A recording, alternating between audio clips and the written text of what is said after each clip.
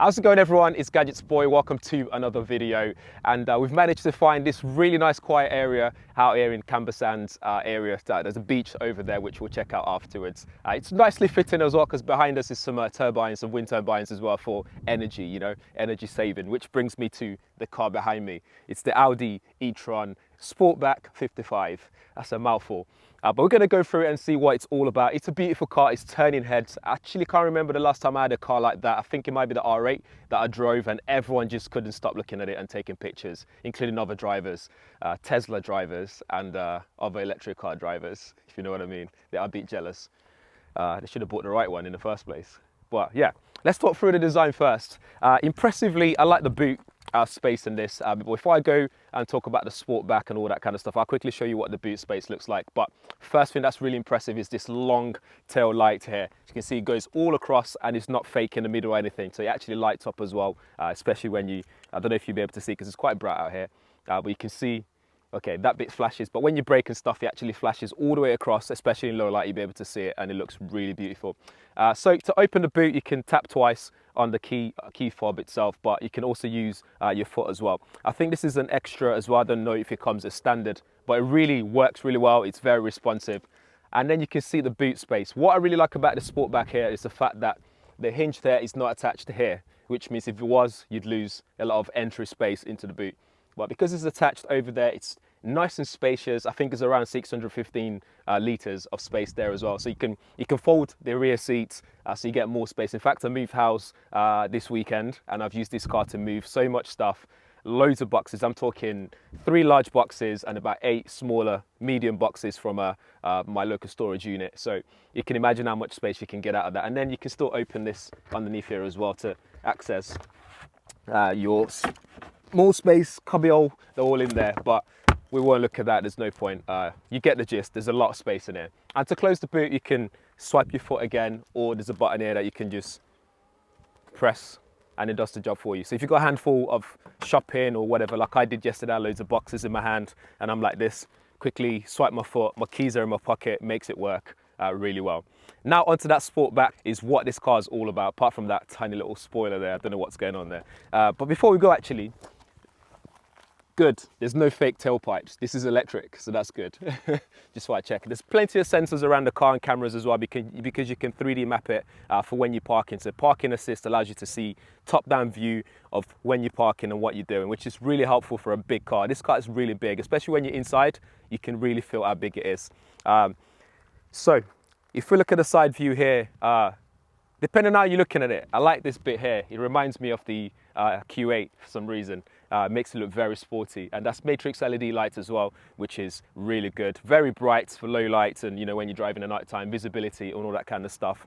And then you can see, if we come round, we can see how the back just slopes back just there. So you get that really Sportback quality that it's got. You got that arch that just arches out a little bit as well. All for aerodynamics and sporty look and beefy look. And this is the S-Line version, so you get a 21-inch alloy. There's also a launch edition as well, 21-inch alloy, but there's a Vossprung, if I'm saying this right, don't crucify me, Audi fans, but you get that version, you get 22-inch alloy, so bigger alloy as well. So one thing I really like is, it's probably the smoothest ride I've had in the car in a very long time. It's very smooth, it just glides on the road.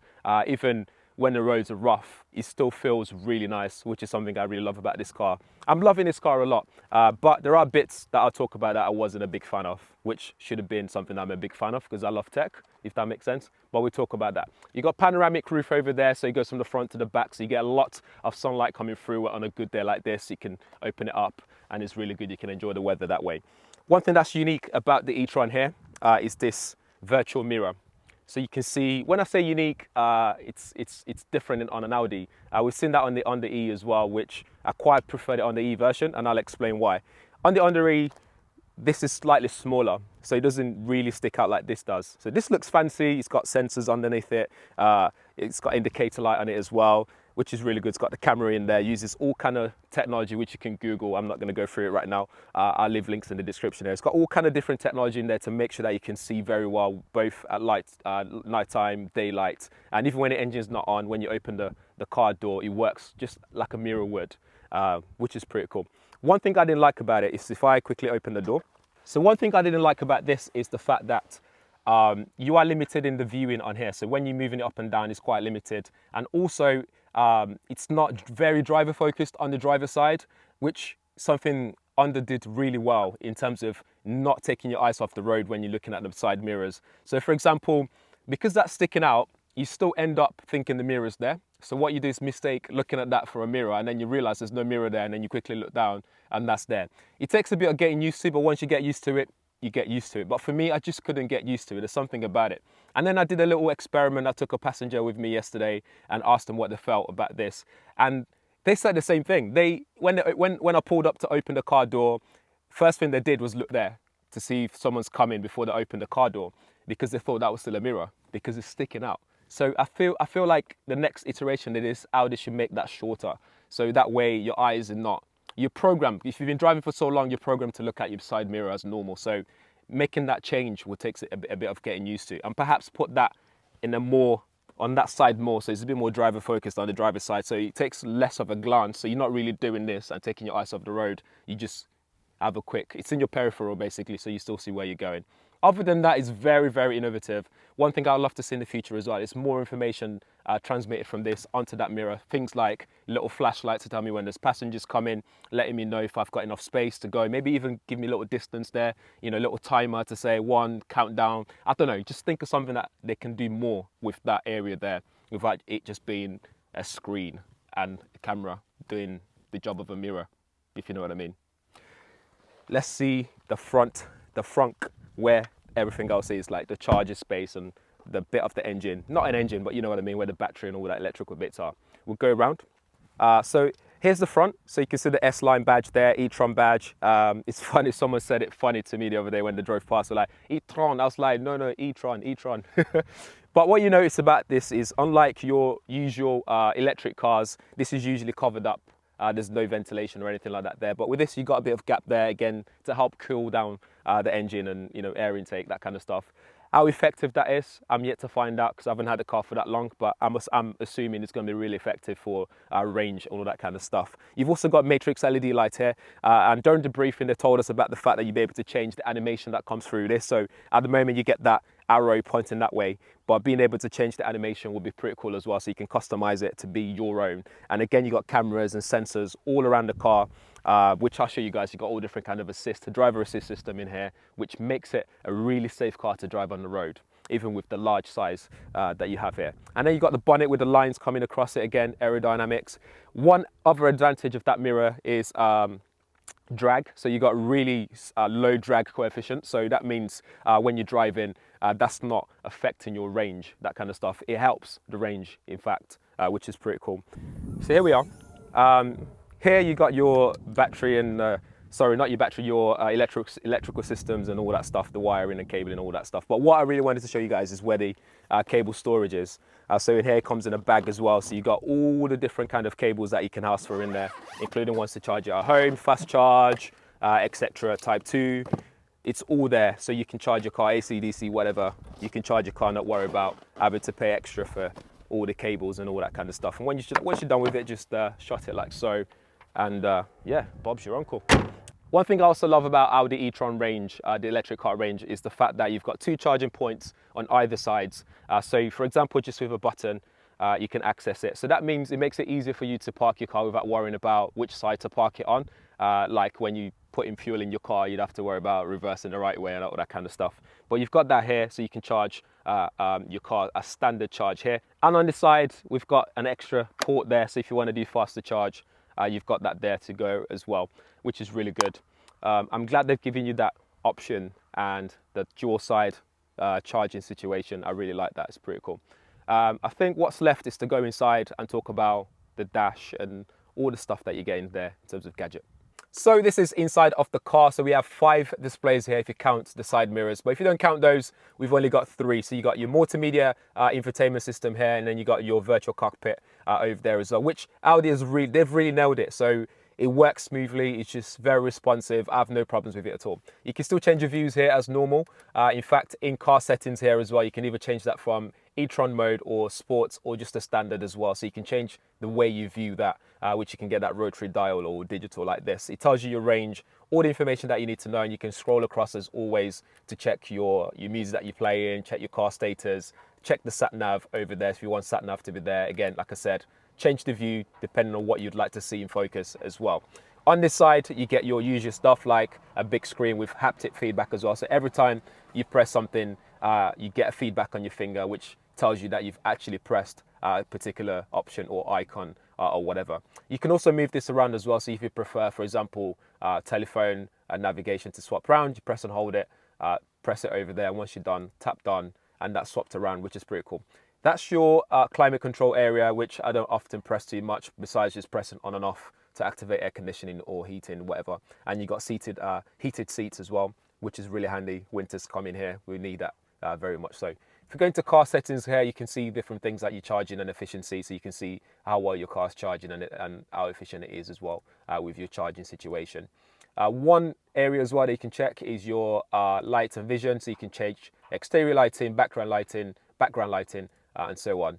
If we go across into settings here, one thing you have is steering wheel button. There's a button here that you can configure. You can configure that to whatever you want it to do. And if we go back out again, go into drive assist. So if we go individual, I'll edit that so I can show you all the options that you've got in this car that is loaded with. You got distance warning, AUDI presense, you got side assist, you got emergency assist, exit warning system as well, and rest recommendations. So all kind of different system there to make sure that you're safe on the road when you're driving, whether long distance or short distance, you'll be kept safe there.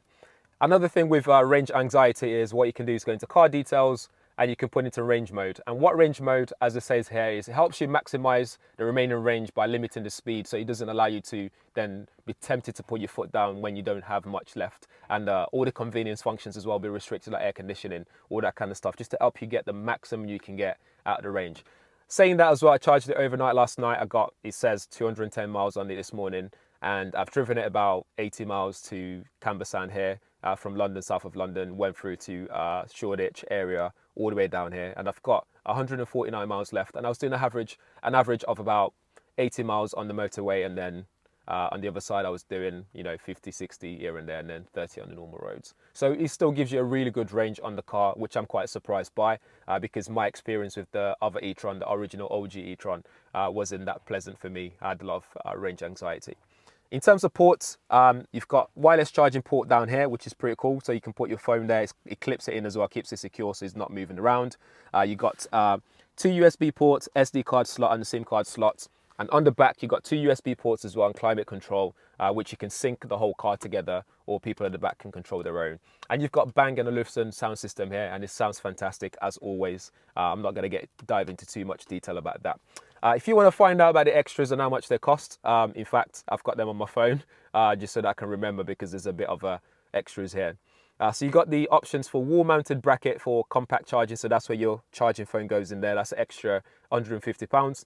The virtual door mirrors are 1,250. You got tour pack, which is 1,950. You got side assists, including presense rear. Again, that cost a bit of money. Actually, that's £625. You got comfort and sound pack, 1,895. I'm assuming that includes the Bang & Olufsen that we've got. The orange e-tron brake calipers, which you saw outside, that's £425. Storage and luggage pack, that is £125. So that little net on the back, you pay an extra for that. You got acoustic glazing side windows, £525, which is pretty cool, because when you wind down, you just don't hear it. It's very silent. It's just like, which is pretty cool. And then another expensive part here is the panoramic glass sunroof. That is £1,475. I'm not going to go through all of them, but you got Audi Beam, Virtual Cockpit Plus, full zone deluxe climate control for the whole thing. And with your government grant of £3,000, this car will set you back, all in total, this particular version, £89,470. That is expensive. Just base standard 300 kilowatts S-Line with £79,185 in the UK. So when you start adding all those bits together, it's a whole lot of money to invest in a luxury like this. But what you get is a car that is not just an electric car, but also a luxurious electric car. So this is not your Mini E, it's not your Honda E, for example. This is just a tad, just a higher up in the hierarchy of luxury. But when it comes to range and city driving and all that stuff, there are alternatives out there like the Polestar 2, the Tesla Model 3, for example. There are alternatives out there. But if you're an Audi fan and you want to stick with Audi, this is definitely a great option to consider in terms of what to get next. But yeah, that's it for the Audi e-tron Sportback 55. Guys, as always, let me know what you think in the comments below. If you have any questions, let me know as well. If there's anything we can do better in these videos as well, make sure you drop them there. I always read them. And yeah, if you haven't subscribed, make sure you subscribe and hit the bell notification so you'll be one of the first people to know every time there's a video up on the channel. Thanks for watching. See you in the next one.